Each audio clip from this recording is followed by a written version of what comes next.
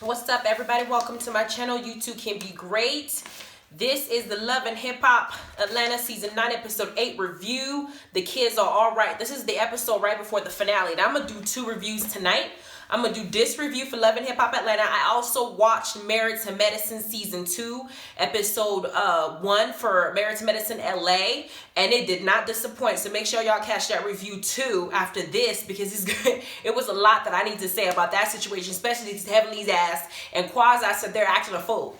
Then we got this particular episode with Love and Hip Hop. It begins where it left off. Y'all know that they went to the ski trip Rashida had invited them to with Bambi, Shekinah, Spice, Carly Red, Sierra. They were all supposed to go on the ski trip together, but Rashida had to go because she had personal business to deal with that I'm gonna get to later on.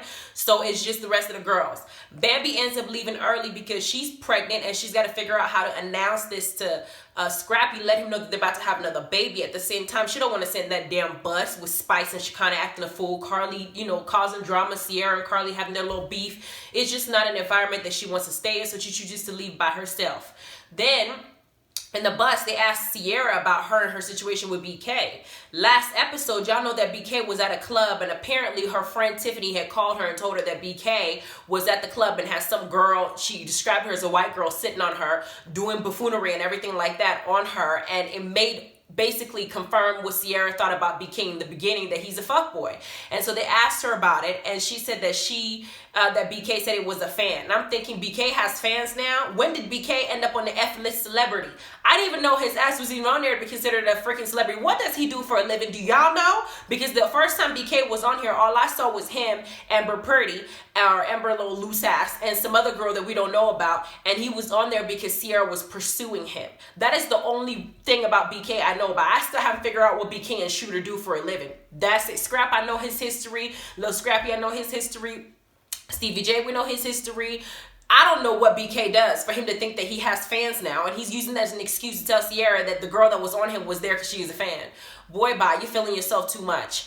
Then Sierra lets us know that her daughter Paris is 14 and going on 15 years old, and they're trying to come up with the birthday party for her, especially her putting it like, oh, Paris went through a lot with the mom sneaking up on campus. Y'all saw the episode, if y'all watched the show, where Paris had this beef with some little girl at her high school, and her mom snuck into campus and apparently attacked Paris and jumped her because for whatever reason, the girl probably had beef with whatever Paris was saying. Now, some of y'all went on my comments on that episode and put that it was okay for that lady to sneak up on the damn campus and put her hands on Paris because Paris herself looked like she's 2 sizes bigger than Sierra. She looks like she's the same age as Sierra based on her weight. But people said that it makes it okay for that woman to come and attack her because she's that big. Let me be very clear. I don't care how big you are. The girl is 14 years old in her head. Yeah, I understand that she is 14 and she's probably a brat. She has a bad attitude. She goes to school. People know that her mom and her dad are on TV. You know how kids are. They see somebody on TV and they're losing their mind and they're going crazy. I have a YouTuber that's on YouTube that has over 2 million subscribers, and he's well known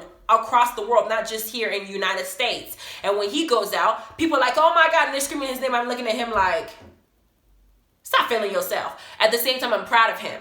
But with 14-year-olds, it's very different. To them, you look at Sierra like, oh, your mom's on TV, she's a celebrity, da-da-da-da, and they kind of hype it up. Her being 14, probably going to school like, your mama's doing this, my mama's on TV, my dad's on TV, what y'all doing? She probably has that attitude. That doesn't negate the fact that she's 14 years old.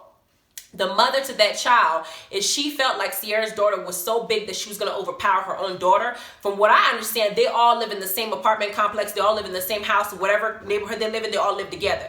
She could have walked her ass down to Sierra's house like I would have done, banged both my fists on that door, and gone the fuck off and said, you know what, since I can't beat your daughters up, let me beat your ass because your daughter obviously didn't learn any manners from you. So I'll beat you up so you can go and beat your daughter up so she can learn to keep her hands off my child. That's how the scenario could have worked. But Sierra is feeling some type of way because her daughter got beat up by another mother and it was on TV and everybody knows about it. She's probably being embarrassed. She's probably being knocked down a peg. She probably had to eat a few humble pies. So Sierra wants to throw this big lavish party to help her get through the process of what she's probably going through at school.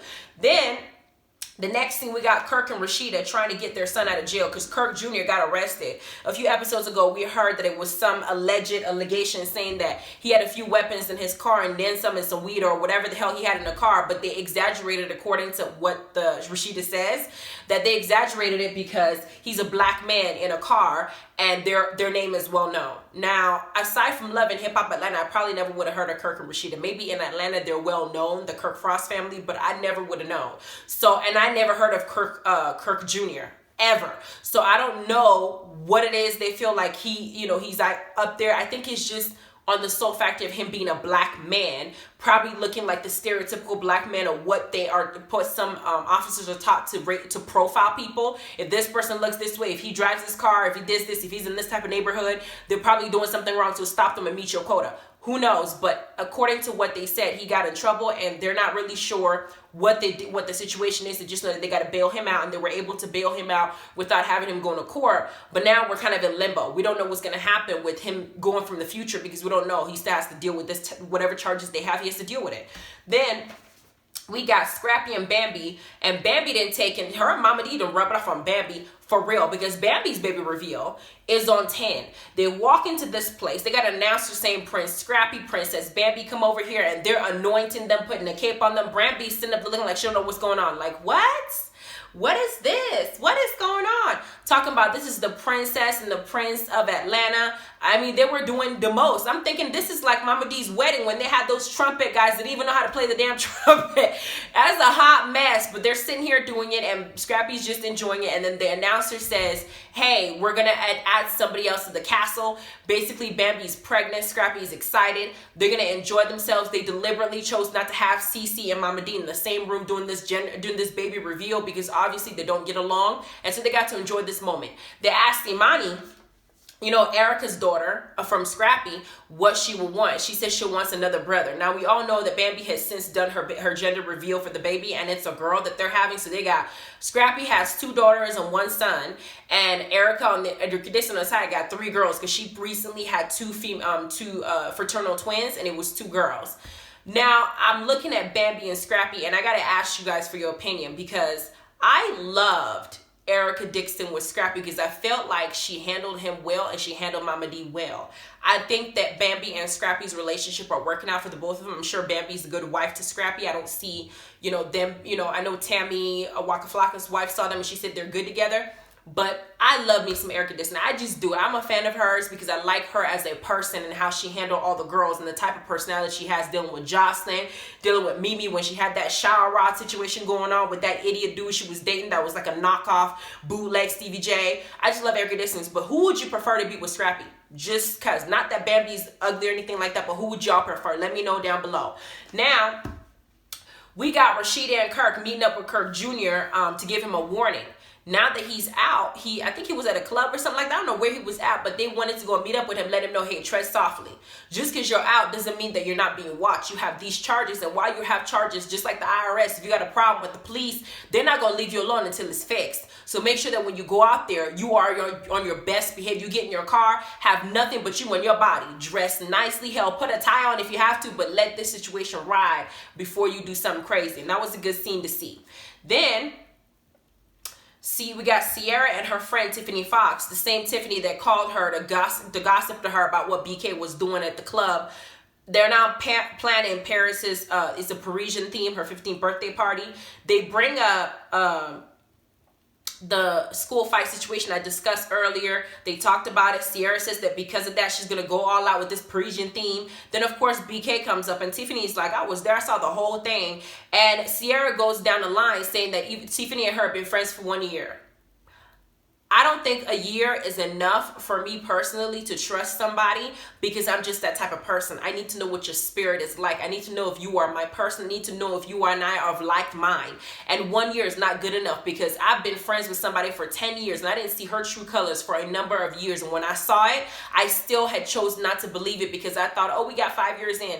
1 year for me is not enough, but Sierra, according to her, it's enough. She's had Tiffany in her life for 1 year, and Tiffany's helping her plan Paris's birthday party, and they're talking about BK, and Sierra says that she trusts Tiffany more than BK because of BK's previous history, and they flash back to when Carly had that little gathering, and they were taking shots of champagne in a glass, and Amber Purdy, who used to who actually slept with Jock, came over there with some other girl, and they're all letting Sierra know. Amber's saying, yeah, I have sex with BK every time I come into town. The other girl that came in was like, yeah, it's complicated, but basically she sits on BK every time. During the reunion, they showed her trying to ride him on the couch. So Sierra's saying that she knew all this about BK, and so she's not shocked that he's out here cheating. In comes BK, speaking of the devil. Sierra's trying to play this whole dramatized situation, talking about, you broke into my house, bitch. How the hell he break into your house when you gave him a key? What kind of breaking in is that? Breaking and entering with permission? But he came in with a key, and she said, well, I told him to bring my key. And so because I told him that he's not supposed to come into my house without my permission, he needs to give me my keys. And I'm just like, Sierra, girl, I don't know if this is for TV time. This shit don't make sense. If you really didn't want that man to walk into your house so you can argue with him, you could have drove to his house and gotten your keys so he never sets foot in your house. You waiting until he comes over to your house, lets himself in to give you a key. It's not breaking in. It's just dumb. Then she goes on to act like she's cool, talking about, turn up, turn up. Turn up. And her idea of turning up is to have her friend Tiffany bend over, shake her ass, and she's throwing dollars at Tiffany. Like dollar bills. I'm like, is that supposed to be turning up? You throwing dollars at Tiffany like she's a stripper? But to each his own, because her friend Tiffany was turning around, shit popping her booty, and Sierra was over there throwing dollars at her like she, oh. I don't know why Sierra did that. To me, that's not showing BK that you're having fun. That's just not my taste. Anyway, we got BK's in the corner talking about, I can't help it if girls like me because I'm a handsome guy. No comment. Then Kendra, we show the next scene. We got Kendra, her mom Phyllis, Rashida, and Jock's mom Vicky. Jock looks just like his mama. Just like his mama.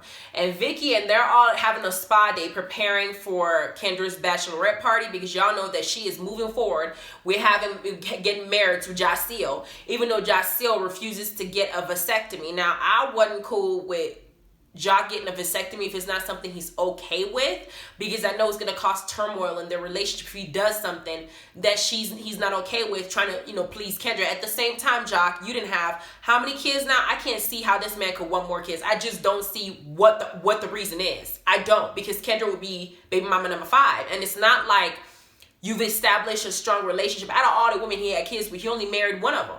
And he was married to her for like 12 years, even while he was screwing other girls. So to me, Jock is not, at his age, if you would have told me that I had, you got a black man who didn't have a father in his life, didn't have a good, strong upbringing, good example, mom was on drugs or mom wasn't around, and he had to raise himself. And so by the age of 20 or whatever, he had X amount of kids by 3, 4, 5 women.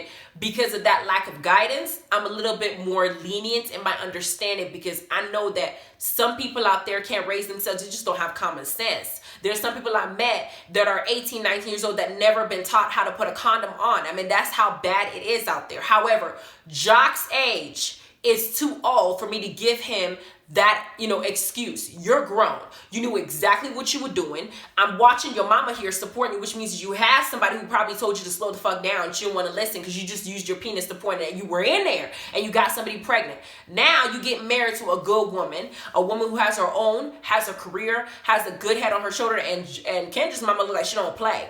Because when they had that bachelor party and they went to what seems like a drag queen type club and people were coming out, she's more traditional, she's conservative. That was not her scene, and she don't give a damn who the hell, what you think of her. If she says, I don't like this, I don't want to be walking around here seeing drag queens, seeing strippers, seeing hoes, seeing this, and this, throwing money on stage. She is unapologetically, conservatively judgmental. That's how I feel. It is what it is. Because if I look at my daughter Kendra, with all my judgment and how she's raised to have a good head on her shoulders, so I will not apologize for who I am. That's the type of person Kendra is. So Jock got this good woman.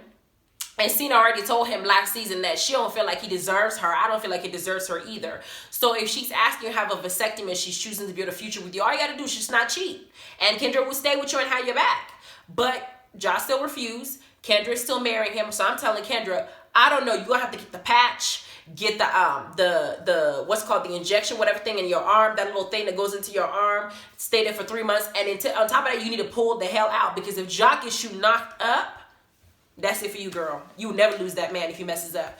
But at the bachelor party, you got Shekinah in the corner saying, can you believe they made it with all the issues that happened last season? Now, I can't believe they made it either. Then Carly joins them and says, Jock ain't never gonna change. And they flash back to Carly having a conversation with Jock, and he's looking at the new girls that came in, watching them as usual. His eyes wander. My man tells me, as beautiful as people are out there, because obviously there are a lot of beautiful people out there, it's impossible for me as a female to think that I'm the only person in this world that my man is ever going to find attractive. It's just unreasonable. I see a lot of girls out there that I think are beautiful myself on TV, in person, and I give them compliments if they talk to me. Hey, you're gorgeous. I really love your hair. I really love your body, this, and that. But the one thing about you being with a man is him knowing how to control himself and understand what he has. I don't have a man whose eyes wander. Yes, there are pretty people out there, but he's made up his mind that I'm the one he wants to spend the rest of his life with, because I'm the whole package of what he's searching for. So if I'm in public with your ass, I don't care how gorgeous or Beyonce Halle Berry walks next to you, they better be dead to you, because I will poke your eyes out. Then Carly says that Jock walks around and he doesn't have that respect for Kendra. I don't know what that is. It might be immaturity. I don't know. But he's still wondering. Carly said that she don't feel like Jock is ever gonna change. She feels like if she threw her puss at Jock, Jock will let her, and I think that he would too. He would just tell her not to tell Kendra. Then Vicky, Jock's mom, is in the corner, and y'all hear her telling prior to this happening, telling what's her name, Kendra's mama, that she don't like that hoe. And she turned to Carly and said, Vicky, Jock's cannot stand Carly. I don't know what Carly did to that woman, but she does not like her. At the freaking bachelor party, Jock's song come on, is going down. Meet me in the club, it's going down. I was in there like, yes. Jock's mama was in there getting it. It looked like a fun bachelorette party from what I saw. Kendra looked beautiful. Everybody was having fun. I think that she is, even though if Jock behaves himself, she'll have a good life. Then the next scene, we got Lil Scrappy and Bambi announcing their pregnancy on social media. Basically now ticked off Mama D, because they're in a room together. It's Bambi, Scrappy's mama, and it's Bambi, Scrappy, and Cece, Bambi's mom. And Cece is basically saying that she's not feeling Mama D, because Mama D's on her way to talk, on the way to talk to them, and she's letting them know. Here's the thing with Scrappy. I've noticed that Scrappy tends to gravitate to whoever he's dating at the time. When he was dating Erica had a certain level of control over Scrappy. However, Scrappy was more so, defending Mama D and everything like that, what she did, and Erica had a problem with it. Now that Scrappy is with Bambi, Scrappy is almost, I don't know if he's ignoring some of the shit that Cece is doing to Mama D. I know everybody said that because Cece had cancer and Mama D brought up an obituary, whatever the case is, made up a whole eulogy for her, that was low down dirty. I know it was, because I know I would never wish death on somebody, because for me, what goes around comes around. However, I always say that not everybody's going to react the way that you think that they're going to react when you piss them off. And Mama D is reacting from a hurt place. Scrappy should not ignore that. I think that Scrappy and Bambi should just take themselves out of this whole mama drama and let the two mamas deal with it. Don't insert yourself. If they're going to do something stupid, let them. Let them address each other and pretend y'all didn't hear nothing. Y'all didn't see nothing. Because at the end of the day, Scrappy got to back up his mama and Bambi got to back up her mama. Because Scrappy's sitting there, and before Mama D walks into the house, Scrappy didn't say nothing when Cece called his mama a bitch. Hell will freeze over before my mother-in-law, my husband, my children, or whoever looks me in my face and calls my mother a bitch. Because especially if you claiming that you love me, if you love my spouse. Because what happens is, the reason you're in my life is because that woman who gave birth to me, nursed me, and made sure that I survived the wild and didn't get eaten by all these wild animals in the jungle. I got through it. I didn't get shot. I didn't end up in a bad situation. She's the person that took care of me, that made me the person I am, to where your son or whoever it is I'm marrying is attracted to me. Even if you don't like my mama, you still gotta watch your mouth. Don't be calling my mama no bitch. It's not gonna happen. And Scrappy sat there and let Cece call her that. And I don't know if Mama D watches the show, but if I was her, I'd be pissed off. Like, what the hell you doing letting this woman call me out my name when I'm not around? Like, back me up. And Bambi didn't say nothing when her mama called her mother-in-law out her name. This is the type of stuff that I think Mama D may see that pisses her off and makes her treat Cece the way that she treats her. Because then Cece now goes, oh, you did this to me, but there's certain things that she does that also pisses off Mama D. That's all I'm saying. But Mama D comes in, she addresses the situation and saying that, yo, y'all announced your pregnancy without telling me, but she knew about it. Cece said, how'd you know? She goes, but you knew, right? Cece obviously knew about it. She probably threw it on her face. And she brought a voodoo doll with her, saying that she stuck pins in it and it was a gift to Mama D to pay her back for what she did with the whole eulogy situation. Mama D is a whole mood, because I wrote this down. What she said was, I apologize for giving Cece a human eulogy. Instead, I should take her ass to the pet cemetery. I was like, damn. Mama D's reads are on point. Now she's walking out, and of course her and Cece are arguing. Mama D says what I was thinking. She tells Bambi and Scrappy to stay out of it and let them deal with it, because there's a lot of water under the bridge. There's a lot of water there. There's a lot of anger there. There's a lot of things they have to swim through and iron out, and let them deal with it, and maybe eventually they'll come back together. Bambi, before she said this, Bambi did come up to her and say, you know, I'm not trying to take sides, but what you did to my mom, that's you taking sides. Because I have not heard Bambi address Cece about what Mama D's been saying. I let your mama stay in my house, and she went around town spreading shit about me, talking about me behind my back to complete strangers around the street, and the street will come and tell me what the person says. Like, you can't just go around running your mouth when you're in my home. My home is my sanctuary, is my privacy, is where I can do whatever the hell I want to do that I don't want the world to know. If I invite your ass into that space, respect me enough that I let you into my space, and you need to be appreciative, not to, you know, embarrass me like that. I didn't hear nobody check her, because Mama D feels very strongly about that, and she's not fucking with it. So the way she's reacting is out of anger. So don't check her about anything that has to do with her and Cece. They're the same age, they're grown. Y'all the kids, stay the hell out of it, let them deal with it. That's what I'm saying. If my mama, both my mamas are running, you know, trying to get to know each other, they did this and that, I'm not doing nothing. If my mom comes and says, well, your husband's mother did this to me and I think you should address it, I said, no, ma'am. Unless she hits you, you can address it. I'll give you her number. I'll give you her address. Y'all can address it yourself. Leave me out of it. I'm enjoying my bliss. Then we got Paris's birthday party. Tokyo, Shekinah, Bambi, and Rashida were invited. But Sierra lets us know that she didn't invite BK, of course, because BK is, you know, it's in the doghouse right now. We don't want his ass there to ruin her birthday party. At the same time, she said she didn't invite Carly. And the reason she didn't invite Carly was because her assistant, Trina, was there. If you are my assistant, she said Trina is helping her with the birthday party. Can't Trina come set up, go, and then come back and help clean up? If I was Carly, I would be kind of hurt about that, because we're just trying to build a friendship. We're just starting to build a friendship. Everybody got to go to your daughter's birthday party, but I can't. That's just me. I wouldn't pick my assistant who I pay. I can tell her to leave and then come back and help me clean up if that's the case. But I don't know what Sierra, how she planned the birthday party, but she felt like it was best for her. It was best for her. But then Shooter comes around, and Shooter wants to give Paris his birthday gift before he leaves, before he steps out. And while he's there, Shekinah's in the corner going, y'all look so cute together. Shooter, why'd you mess up? Because you didn't go on and just take your ass home. Shooter starts smiling. Shooter does have Shooter has a beautiful smile. I will say that.